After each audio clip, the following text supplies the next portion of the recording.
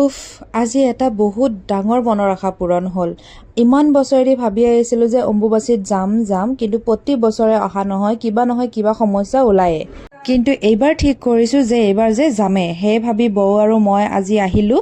আৰু আজি ইফালে ইমানেই ৰ'দ দিছিলে, পাকাখিনি ইমানে গৰম হৈছিলে, আমাৰ খোজ দিবলৈ দিগদাৰ যিহেতু আমি চেণ্ডেল পিন্ধা নাছিলোঁ। তাতে আকৌ মেইন গেটেৰে যিহেতু যাব দিয়া নাই, বেলেগ এটা ৰাস্তাৰে যাব দিছিলে।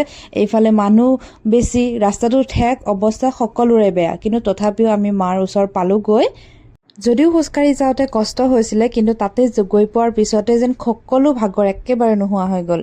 এইকেইদিন যিহেতু ভিতৰত সোমাব নিদিয়ে, তো আমি বাহিৰতে অকণমান সেৱা লৈ তাৰ পৰা গুচি আহিলোঁ। যিহেতু আন্ধাৰ নোহোৱাতে আমি ঘৰ পাব লাগিব। এইকেইদিন যে ইমান গাড়ীৰ প্ৰব্লেম হৈছে, আৰু এয়া আহোঁতে আমি বেছি কষ্ট পোৱা নাই যিহেতু পাহাৰৰ পৰা নামি আহিছোঁ। এনেকৈয়ে আজিৰ দিনটো মোৰ খুব ভালে গ'ল।